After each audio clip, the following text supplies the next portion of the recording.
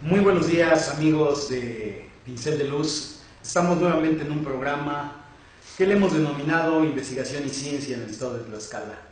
Y hoy definitivamente es algo relevante, algo extraordinario tener a un personaje de la talla, de las dimensiones del doctor Óscar González Flores, discípulo del estimado maestro Carlos Beyer, un renombrado investigador en el área de reproducción animal.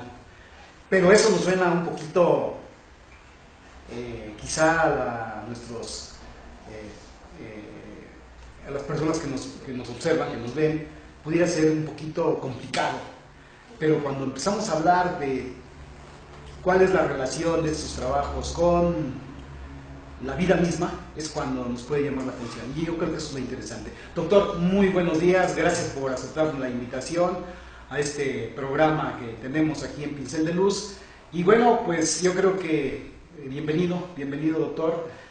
Usted está trabajando aquí en el Centro de Reproducción Animal en Panotla, una de las áreas de este importante centro de investigación. Y ayer lo visitamos, ayer nos pudimos dar cuenta de algunas de las actividades. Pero cuéntenos, realmente, ¿por qué le llamó la atención esta área de la investigación y por qué le llamó la investigación, doctor? Sobre todo para los jóvenes y para nuestros niños, porque a veces pensamos que los científicos están muy alejados de la realidad, sí, cuando eso no es cierto. Bueno, primeramente muchas gracias por la invitación, es un verdadero placer. A mí siempre que me invitan con esta generosidad también de su introducción hacia mi persona, es muy grato estar aquí, sobre todo poder transmitir lo que mucha gente luego piensa que es complicado la ciencia. ¿Por qué yo estoy en Tlaxcala? Por azares del destino y gracias al doctor Carlos Beyer. Yo soy biólogo de formación, entonces imagínense usted, en 1985 fui egresado de la Universidad de Guadalajara y la carrera de biología era muy extraño decir biólogo, porque allá, como siempre, el arquitecto, el médico, el veterinario, pues era conocido. Le decían, usted que estudió pues, biología, biólogo, ¿y eso qué hacen? ¿Curan animalitos? Pues no, la biología, como usted sabe, tiene una amplia área de desarrollo. Y me vine a Tlaxcala porque en aquel tiempo el doctor Carlos Beyer fue pariente mío, y entonces le pedí que me diera la oportunidad de hacer maestría y doctorado. Y me dijo, sí, pero yo estoy en Tlaxcala. Y en Tlaxcala, dije, ¿Tlaxcala? Honestamente, mi cultura decía, Tlaxcala sí existe, no es Puebla, es Tlaxcala. Y me vine a estudiar con él la maestría, sabiendo después que él era uno de los investigadores más importantes de este país en la área de la biología de la reproducción. Contamos con la fortuna que él fue el primero en venirse a Tlaxcala y a implementar lo que era la investigación básica, o sea, el Centro de Investigación y Reproducción Animal, allá en Panotla, donde usted nos hizo ayer el favor de acompañarnos, es el primer centro de investigación de Tlaxcala. Entonces tenemos ese orgullo de haber venido aquí y de ser los pioneros en la investigación científica de Tlaxcala, y claro, venirse con casi un premio Nobel que fue el doctor Carlos Beyer. Y él me decían, hay que aprender con gente que a uno le enseñe. Y creo que me enseñó muy bien mi querido maestro, que en paz descanse, y por eso estamos acá en Tlaxcala, desarrollando por más ya de 30 años lo que es tratar de ver cómo funciona el cerebro y ver cómo funcionan hormonas de diferentes tipos y qué impacto tienen en el cerebro. Yo ya he revisado algunos de los trabajos que ustedes tienen y que usted tiene, doctor. Incluso por ahí veía con otros trabajos junto con otros investigadores sobre los ciclos circadianos, sobre incluso la reproducción sexual. Todos esos conocimientos desde luego tienen una aplicación práctica, porque a veces vemos y nosotros observamos un centro de investigación y parece que están trabajando con ratones nada más y que eso finalmente no tendrá ninguna otra aplicación. Pero como estamos viendo, yo creo que es muy importante por el impacto que tiene en la sociedad. Y hoy lo decía el Consejo Nacional de Ciencia y Tecnología, ¿no? Que tienen que vincular a los niños y a los jóvenes con el trabajo de investigación científica. Pero bueno, ¿ustedes qué hacen ahí? ¿Cuál es la línea de investigación más importante ahí en Panotla? Bueno, sí, la ciencia se bifurca en dos grandes áreas. Una área que es la investigación básica, que por sí sola es el descubrir cosas y publicar, y la investigación aplicada. Nosotros lo que hacemos es investigación básica, es decir, generar nuevos conocimientos. Cuando yo llegué en 1986 a Tlaxcala, comencé a explorar cuáles eran los mecanismos celulares que la neurona requiere para funcionar. Y una cosa muy simple que aprendí para poder interpretar esto es utilizar la conducta sexual femenina para poder interpretar cómo era el procesamiento intracelular. Una cosa muy simple de medir. Uno ve la conducta sexual en la rata y dice, ¿y esto para qué? No, el que la rata pueda tener relación sexual con el macho, después de nosotros administrar diferentes fármacos en el cerebro, nos puede decir cómo funciona el cerebro. Ahora, la conducta sexual que nosotros podemos estudiar es el mismo principio celular que pueda tener, por ejemplo, una cuestión cancerosa. Entonces es la misma ruta que lleva para que se produzca la conducta sexual, puede ser una ruta muy parecida para la producción de un cáncer, por ejemplo, dependiente de hormonas esteroides. Que estas hormonas esteroides son las sexuales, el estrógeno, la progesterona, y que a nosotros nos ayudan mucho para ver cómo es que entre ellas se sinergizan y sobre todo meternos a la célula para ver cómo está funcionando. Y al final de cuentas decirles, miren, esto puede ser un mecanismo que puede estar pasando, que digamos, una esquizofrenia. Eso comencé a hacer yo cuando inicié, pero ahorita tenemos otras áreas, unas áreas que son de neuroprotección. Por ejemplo, las hormonas sexuales pueden proteger al cerebro ante un daño ocasionado por isquemia. Una isquemia que, supongamos, hay un infarto por el miocardio, no hay suficiente oxígeno, suficiente glucosa, y el cerebro se va a dañar. Hay una ventana. Si se llega a dañar, hay hormonas que pueden ayudar a proteger, digamos, para una mejor recuperación del individuo después de que sufrió algún infarto. O un golpe en el cerebro. Esa es otra área que estamos ahorita. Mi alumno, ahora ya es mi colega, el doctor Marcos García Juárez, que ayer se lo presenté, sí, así es. está haciendo esa área.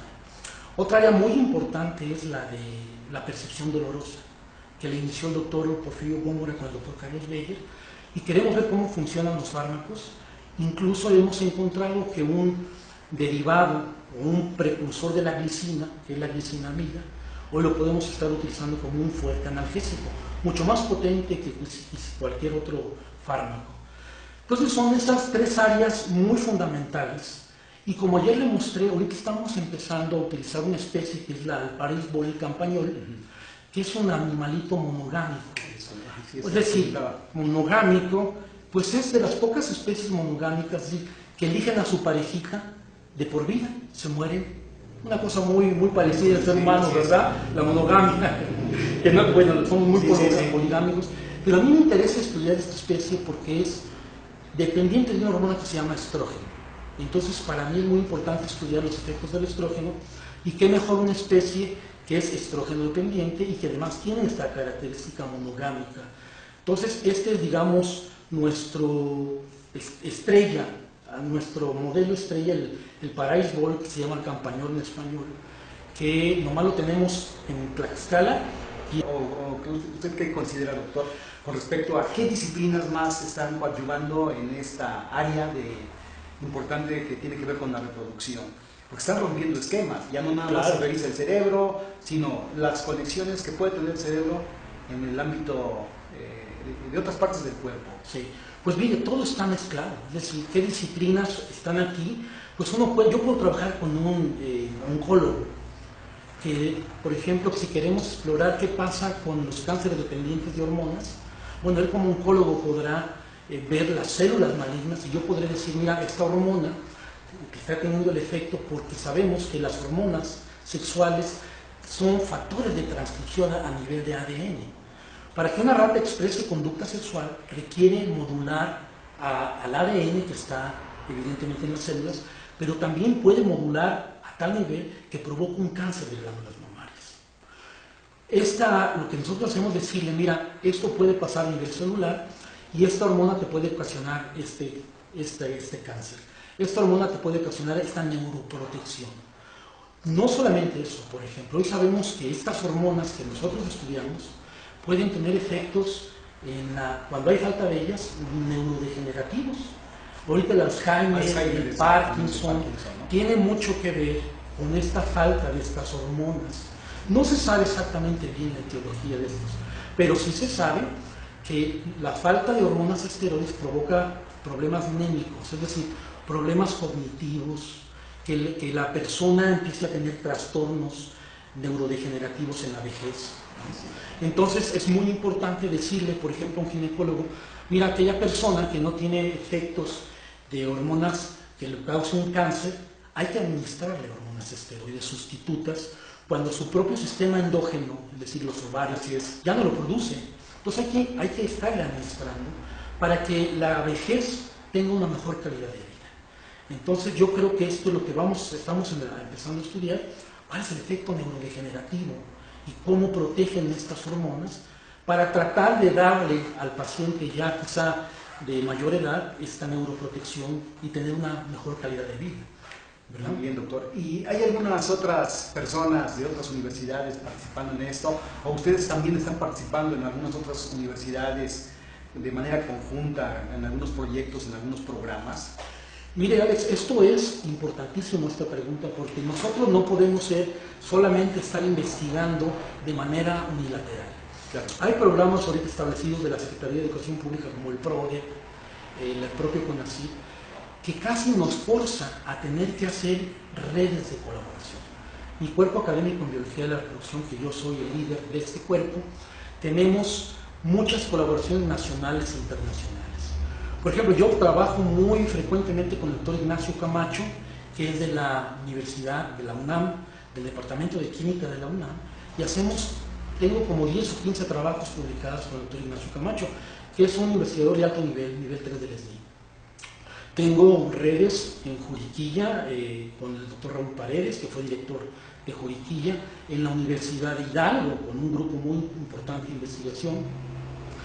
Actualmente, me atrevo, perdón que lo diga, pero la Universidad Autónoma Metropolitana, Unidad de Iztapalapa, me favoreció con la cátedra Carlos Beyer, y entonces estoy colaborando con ellos y viendo, por ejemplo, qué pasa si hay una restricción de sueño. Si la persona no duerme, si la persona no duerme, se abre algo que se llama la barrera hematoencefálica, y entonces, supongamos, este es el factor importante del lupus eritematoso sistémico, que al estar abierta la barrera, entran muchos anticuerpos y empiezan a dañar. Los anticuerpos no deben pasar al cerebro, porque si no provocan daño a las propias neuronas. Y durante el sueño, si no duerme un paciente, se le abre la barrera y puede ser atacado. Entonces estamos empezando con la doctora Beatriz Gómez, el doctor Emilio Domínguez, a hacer esta colaboración. ¿Qué pasa si restringimos a los animales de sueño? ¿Qué va a pasar? Y estamos encontrando que incluso se potencia el efecto anestésico de unos compuestos que si yo los administro en el estómago, por ejemplo, sistémicamente, no tienen efecto en el sistema nervioso porque la barrera no lo permite pasar. Pero si la restringo del sueño, les inyecto y pasa el compuesto. ¿Y cómo lo vemos? Farmacológicamente a través de efectos de analgesia. Se hacen más analgésicos, es decir, tienen mayor resistencia al dolor. No, realmente es un trabajo estrictamente científico, ¿no? Es de mucha observación, yo creo que es mucha observación.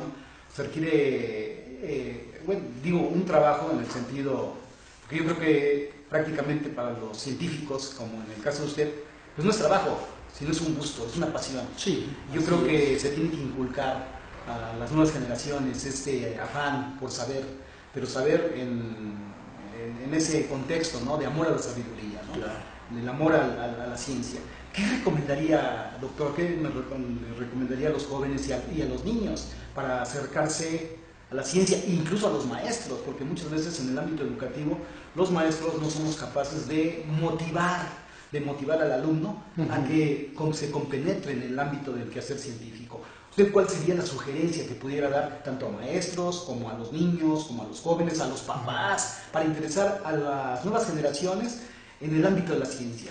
Mire, incluso en todos los ámbitos, si el estudiante y el profesor tuviera un pensamiento científico, seríamos un país en otro nivel. Alemania, países europeos, implementan mucho las ciencias, estudiar ciencias como una herramienta fundamental en su desarrollo. porque eso, Alex, cambia el pensamiento. El pensamiento científico le va a dar al alumno una diferente forma de pensar, lo va a hacer más deductivo, lo va a hacer que tenga más disciplina. Y entonces sería muy importante que a los maestros desde preescolar se les implementara este quehacer científico, es decir, la posibilidad que le den al niño de poder explorar cualquier cosa. Eso ya lo metemos a la ciencia. Y después de que explore, que haga una deducción. Y esto cambia el priming cerebral. Nuestras neuronas se empiezan a conectar de manera diferente en un cerebro científico, es decir, en ese cerebro que tiene que ver con la deducción. No solamente, la gente aprende mucho como perico, los pericos también aprenden. Claro. Muy pocas veces hay deducciones en el pensamiento del cerebro humano. Entonces, debemos forzar a que los estudiantes piensen. Primero tendríamos que enseñarles a hacer cómo la lectura favorece a ese pensamiento crítico. Si el alumno se enseña a leer, y se enseña no solamente a leer los párrafos como están, sino a percibir qué dice ese párrafo, tener una actitud analítica, empezaría a mejorar ese pensamiento. Hoy ya la psicología, por ejemplo, establece que la inteligencia no es una inteligencia de que cuánto es 2 más 2, cuánto es esto, sino la inteligencia emocional. Es inteligencia que nos va a ayudar a tener un pensamiento crítico, un pensamiento cuidadoso, poder desarrollarnos en la sociedad, poder desarrollarnos en nuestro quehacer como seres humanos, como científicos. Entonces yo creo que es fundamental. Desgraciadamente voy a hablar un poco mal. Sí, no, así es. Fíjese que cuando hay recortes presupuestales, en lo primero que le pegan es en la ciencia y en el deporte. Así es. Deberían darse cuenta que es en lo primero que deberían de favorecer a la ciencia y el deporte, que van en conjunto ambas actividades. Un cerebro que está bien disciplinado en el deporte y en la ciencia, sería un pensamiento que puede evolucionar mejor. Pues ahí está, ¿no? Nuestro amigo el doctor Camacho Gareda, si nos tiene que ver, nuestro amigo el doctor, en el sistema educativo tenemos tantos y tantos amigos que aquí está un experto, aquí está un científico encargado prácticamente de las neurociencias. Así es, sí. Y aparte de otro tipo de cuestiones, son muy interesantes que hay que retomar. Yo creo que sí hace falta muchísimo ese vínculo entre ciencia y deporte. Yo por ahí leía un libro que se llama Viva Más, no recuerdo el autor, es una autora, es una mujer, acerca de que cuando uno hace ejercicio, las redes neuronales se acrecentan, ¿sí? Pero bueno, pues eso es cuestión de los expertos, ¿no? Y afortunadamente ustedes tienen un laboratorio, ¿verdad? Porque bueno, yo es mi dicho, mi fundamento, necesito fundamentar lo que yo estoy diciendo, ¿no? Pero ustedes sí lo pueden fundamentar, porque tienen el laboratorio, la manera, la forma, cuentan con un equipo importante para poder realizar estudios que puedan llegar a conclusiones, donde se pueden manejar hipótesis y finalmente comprobar esas hipótesis. Sí hay todo ese tipo de elementos o tienen algunas carencias como para poder compenetrarse más en las investigaciones que ustedes realizan ahí en el centro. Mire, nosotros en sí, como les mostré en mi laboratorio, estamos con un equipo extremadamente sofisticado. Es decir, nosotros tenemos un microscopio de inmunofluorescencia que lo tiene la Universidad de Harvard, Oxford, Bethesda, y lo tenemos en Panopla, Tlaxcala. Inmunofluorescencia en donde yo puedo saber cómo trabaja el cerebro. Por ejemplo, puedo poner al animal en cualquier actividad, ya sea conducta sexual o alguna otra cosa, y puedo ver, después de remover áreas cerebrales, ver qué áreas se tiñen de colorcitos, se llama inmunofluorescencia. Y puedo decir, por ejemplo, durante la conducta sexual se prenden estas áreas cerebrales.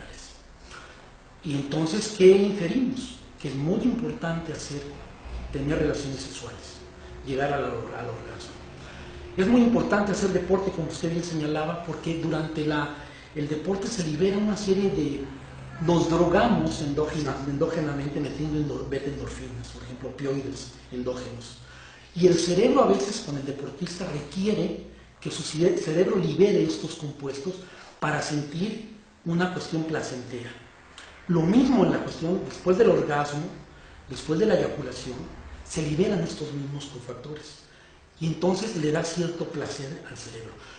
El placer sexual se da en el momento, localmente, pero después viene un placer a nivel central porque se baña.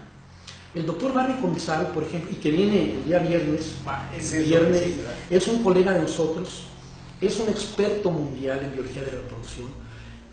Hemos colaborado con él en muchos trabajos. Esa era una parte de su pregunta anterior, que con quién hemos colaborado. Tenemos colaboración con 3 investigadores de alto nivel mundial, casi premios Nobel. El doctor Barry Commissario, que ahorita estamos vigentes trabajando con él. La doctora Anne Edgen, de la Universidad del Albert Einstein, donde yo hice mi postdoctorado. Y el doctor Jeff Blaustein, que ellos fueron editores de revistas, Endocrinology, Hormones and Behavior, y que nos apoyan mucho, nos favorecen con su amistad y además nos favorecen con el apoyo científico para publicar en revistas de alto impacto internacional. Y volviendo a esto, es muy importante darle al cerebro lo que necesita.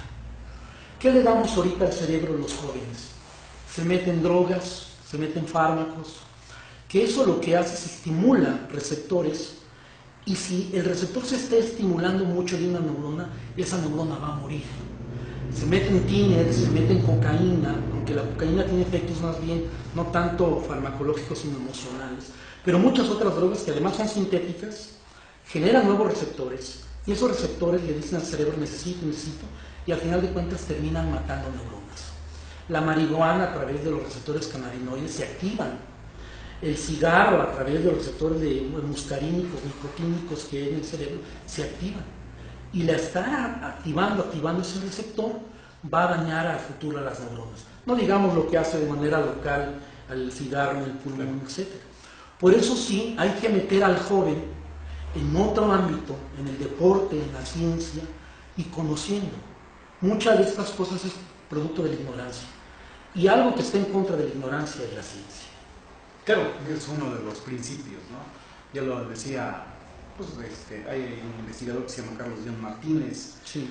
Decía, ¿no? Pues, ¿cuál es el valor que persigue la ciencia, ¿no? La verdad, definitivamente la verdad, porque sí nos causa muchísimo daño la ignorancia y las creencias, y las creencias, bueno, son creencias, no tienen un fundamento, y somos definitivamente, a veces vemos que muchas de nuestras creencias que hoy tenemos no nos conducen a nada, ¿no? El uso el consumo de alcohol, etcétera, ¿no? Sí. Incluso el uso del celular de manera excesiva también puede estarnos dañando, nos puede hacer mal. En fin, yo creo que es un trabajo muy loable, muy extraordinario, doctor, y sobre todo las recomendaciones que nos está haciendo, o que le está haciendo sobre todo a los niños y a los jóvenes, ¿no?